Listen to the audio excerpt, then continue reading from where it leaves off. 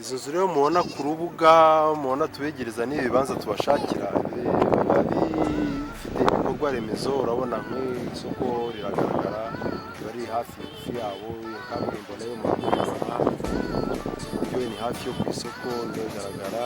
Ukomeje imbere muri metero 50 ugeze kwa muganga, muri bya bikorwa remezo arizo za infrastructure ziba ziri hafi y'ayo mazu, byo kugira ku isoko mu buryo bworoshye, gutega imodoka mu buryo bworoshye, kujya kwa muganga mu buryo bworoshye, ndetse n'amashuri nayo ari bugufi bwaho.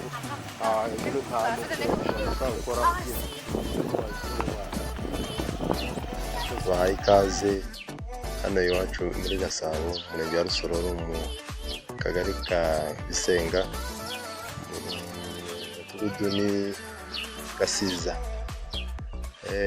Nk'uko musanzwe mubibona kuri channel yacu, rero dukora akazi ko kwamamariza abantu amazu bafite nk'ibibanza bigurishwa. Muri urwo rwego rero twageze hano i Gasabo muri mu murenge wa Rusororo, akagari ka Bisenga, aho tugiye kureba inzu iciriritse ihagaze miliyoni 3 n'igice. Ko muyibona iri hafi ya kaburimbo, hafi ya station hano kwa muganga, hafi no ku isoko. Ikaba ari inzu y'abushuri isakaye neza, ifite agapangu, ipavomye, ifite amasuku. Ko mugenda muyibona turimo turagenda tuyisatira.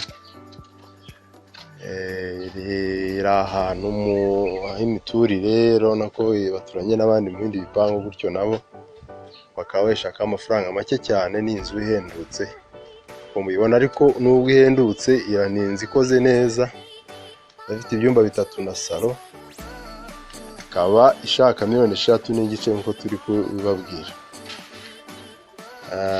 Ni muri rwego rero mushobora kuza mukihahira, uko ibiciro byayo bigaragara nkaho biciritse ugereranije n'izindi zo muri quartier. Murakoze kudukurikirana, murakoze cyane. Ciao ciao.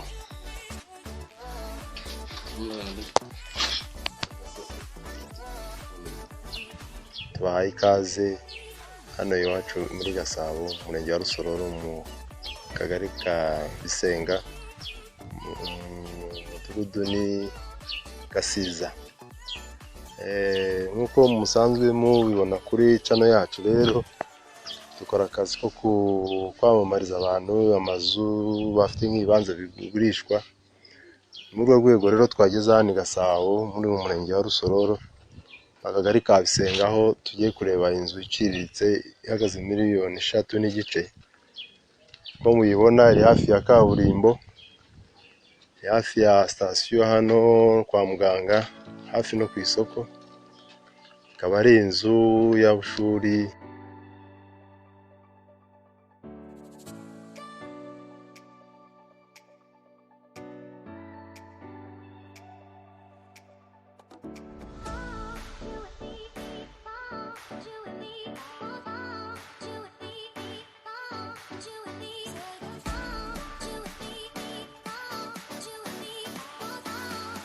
Thank you.